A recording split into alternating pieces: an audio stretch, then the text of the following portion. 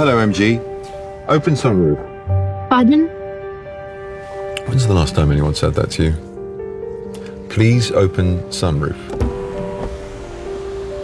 MG Hector. It's a human thing.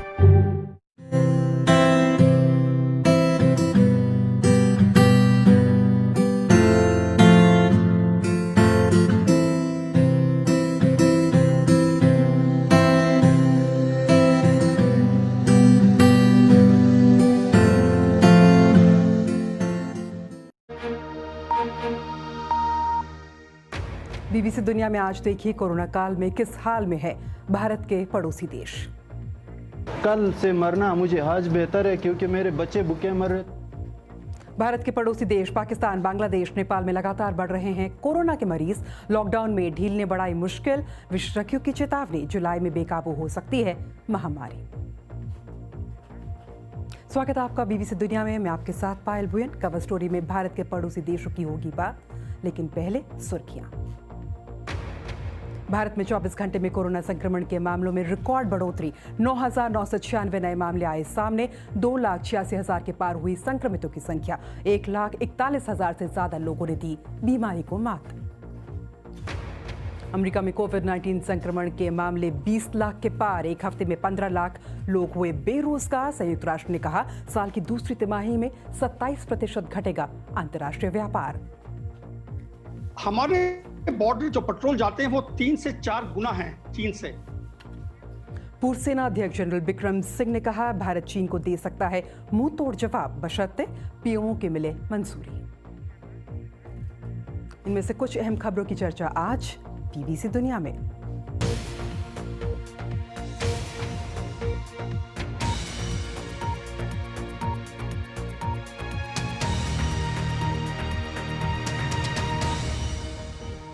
Corona महामारी से भारत ही नहीं उसके पड़ोसी देश भी बेहाल है। पाकिस्तान, बांग्लादेश, नेपाल और अफगानिस्तान में कोरोना से संक्रमित लोगों की तादाद बढ़ती जा रही है। आज कवर स्टोरी में इसी की बात।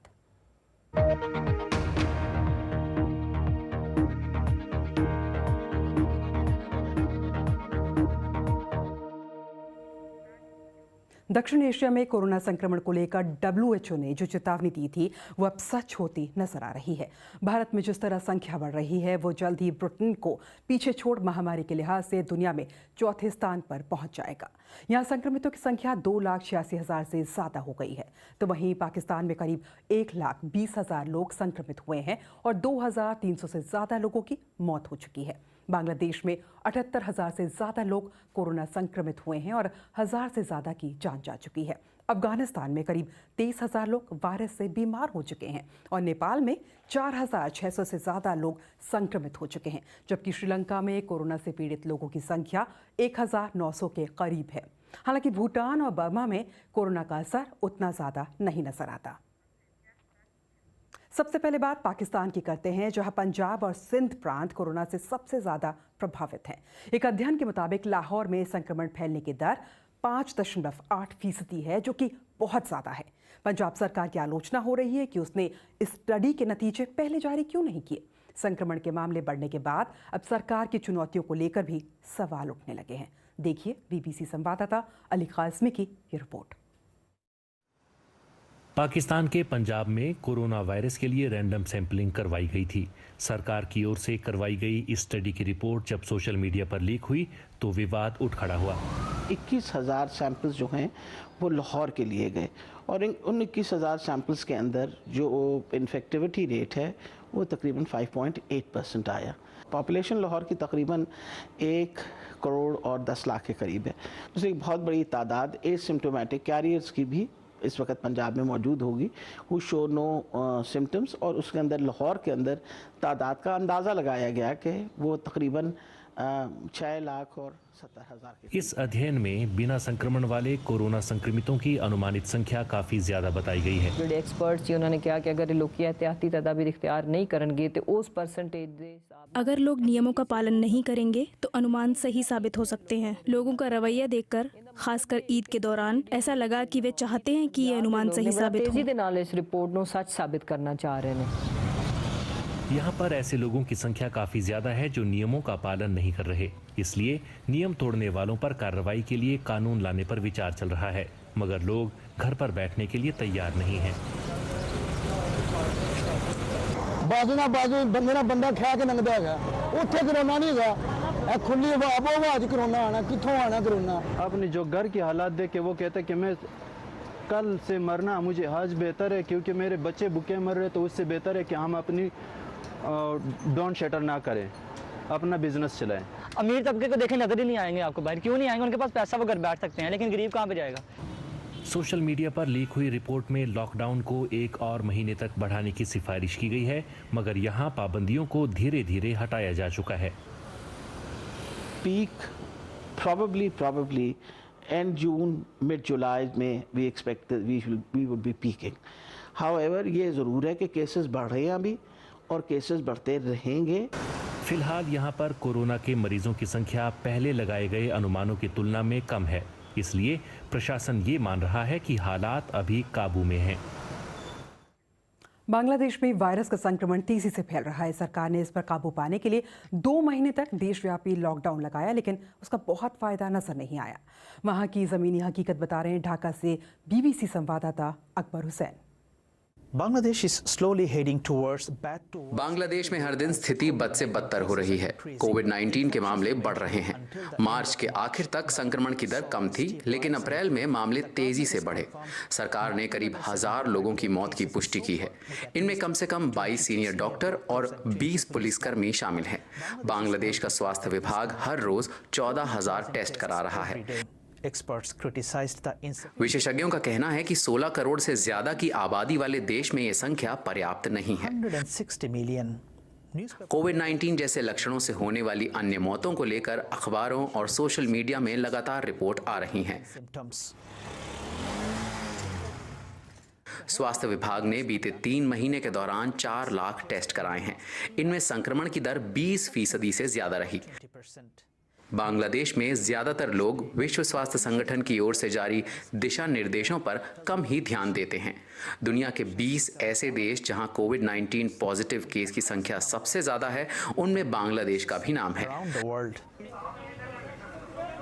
सरकार ने 26 मार्च से 65 दिन के लिए देशव्यापी शटडाउन यानी बंदी लागू की, ताकि कोरोना वायरस के फैलाव पर काबू हो सके, लेकिन इसमें कामयाबी नहीं मिली।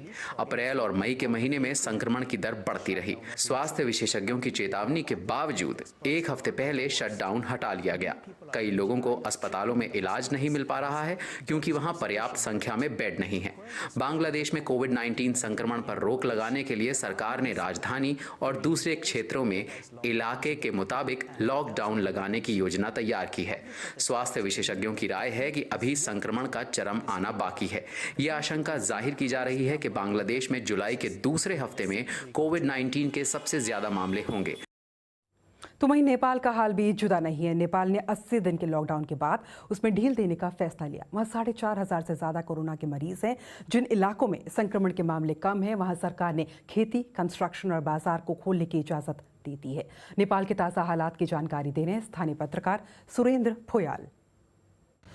80 दिन पहले से नेपाल में लॉकडाउन शुरू हुआ था और जब लॉकडाउन शुरू हुआ था नेपाल में बहुत कम लोग कोरोना वायरस संक्रमित थे। 80 दिन बाद माहौल बहुत बुरा हो गया है। करीब 4,500 लोग कोरोना वायरस संक्रमित हो चुके हैं।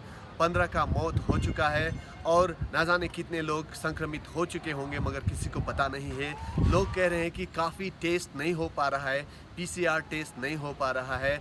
और फिर ऐसा टूट पड़ा है कि 80 दिन बाद नेपाल में विदेश से भी अप्रवासी मजदूर वापस आने लगे हैं। मैं काठमांडू के त्रिभुवन अंतर्राष्ट्रीय हवाई अड्डे पे हूँ, त्रिभुवन अंतर्राष्ट्रीय विमानस्थल पे हूँ। यहाँ आज कुवैत से एक विमान आया था, कुवैत सरकार ने भेजा था। उस विमान में 300 नेपाली अप्रवासी मजदूर थे। नेपाल और भारत का खुला सीमाना जो है, उस खुला सीमाना से भी हजार लोग नेपाल आ चुके हैं विगत 80 दिन में। एक हिसाब से 7 लाख से ज़्यादा लोग नेपाल आ चुके हैं। और सरकार ने धीरे धीरे लॉकडाउन को खुला करने की योजना बनाई है और आज से थोड़ा शुरू भी हुआ है, मगर पूरी तरह से ये विमानस्थल कब खुलेगा वो अभी तक क्लियर नहीं है, वो अभी तक प्रश्न नहीं है।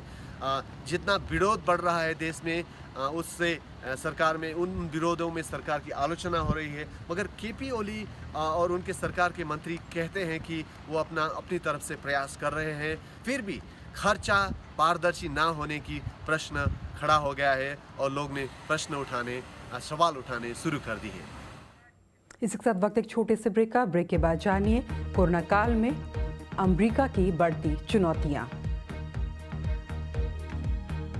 और भारत चीन तनाव पर पूर्व सेना अध्यक्ष जनरल बिक्रम सिंह से खास बातचीत। तुरंत लौटते हैं।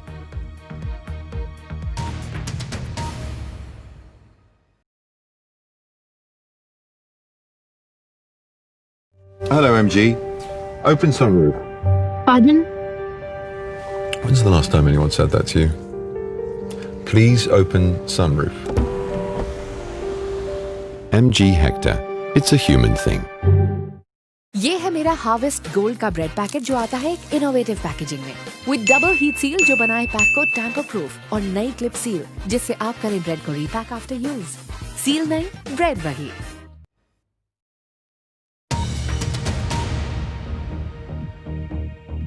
आप देख रहे हैं बीबीसी दुनिया में आपके साथ पायल भुयन।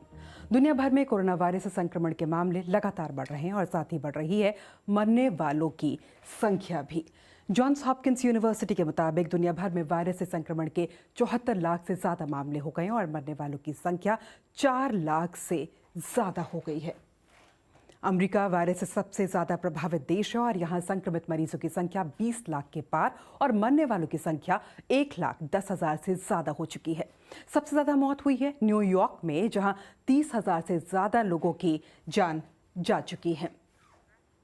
अब वायरस का एपिसेंटर लैटिन अमेरिका बन गया है और यहाँ वायरस काफ़ी तेज़ी से फैल रहा है।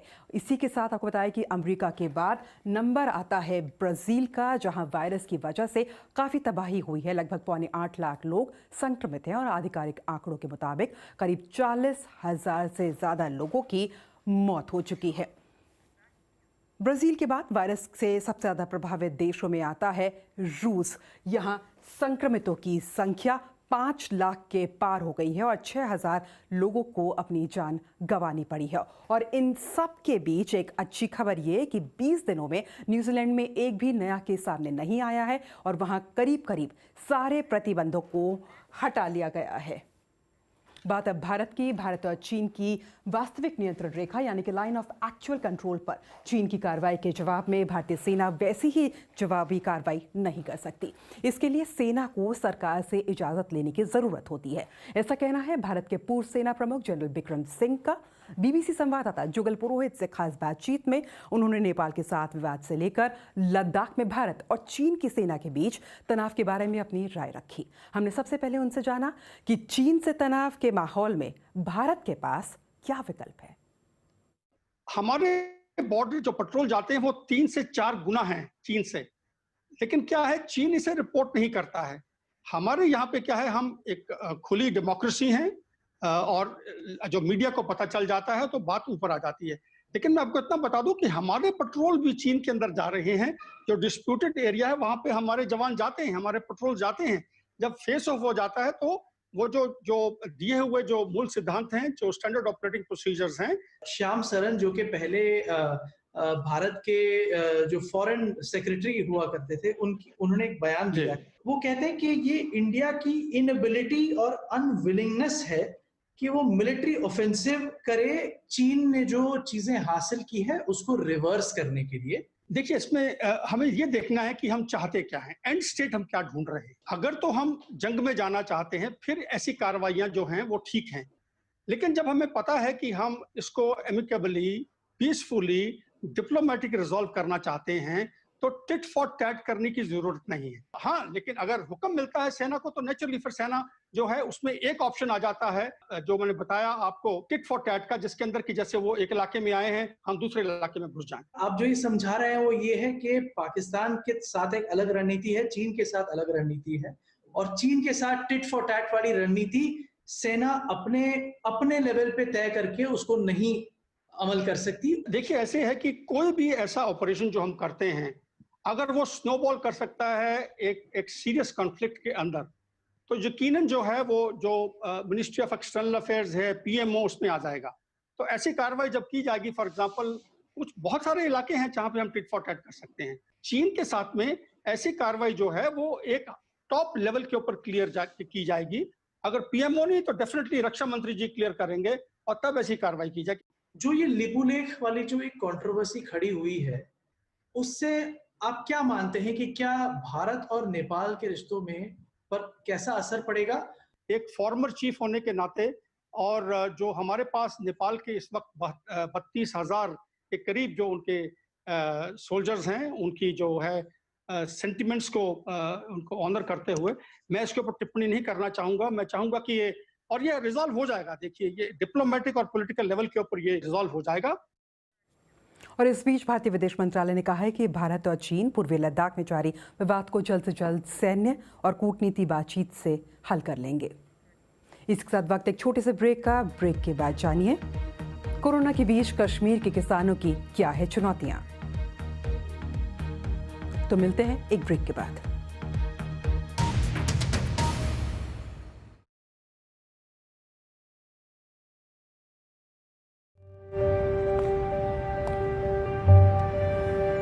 You know when you're with friends when you only use their first names. Welcome, Benedict. Hello, MG. MG Hector. It's a human thing. ये है मेरा हार्वेस्ट गोल्ड का ब्रेड पैकेट जो आता है एक इनोवेटिव पैकेजिंग में विद डबल हीट सील जो बनाए पैक को टैंपर प्रूफ और नई क्लिप सील जिससे आप करें ब्रेड को रीपैक आफ्टर यूज। सील नहीं, ब्रेड वही। एक बार फिर स्वागत है आपका। भारतीय कश्मीर में कोरोना महामारी ने खेती पर आधारित कारोबार की कमर तोड़ दी है। नए प्रयोग के जरिए स्ट्रॉबेरीज और फूलों की खेती को हॉर्टिकल्चर इंडस्ट्री का अहम हिस्सा बनाने वाले किसान परेशान है। ये धंधा फल फूल रहा था, लेकिन 2 महीने के लॉकडाउन ने घाटे की तगड़ी चोट दी थी। बीबीसी संवाददाता रियाज मसरूर की ये रिपोर्ट। कश्मीर यूं तो विश्व भर में सेब के लिए जाना जाता है, परंतु श्रीनगर में खिंबर दरगाह का ये क्षेत्र स्ट्रॉबेरी विलेज कहलाता है। कई वर्ष से पढ़े लिखे युवा कृषि क्षेत्र में नई फसलों और फूलों की खेती से रोजगार कमाने लगे थे, परंतु आय रोज की अस्थिरता और अब लंबे लॉकडाउन ने उनको निराश कर दिया है।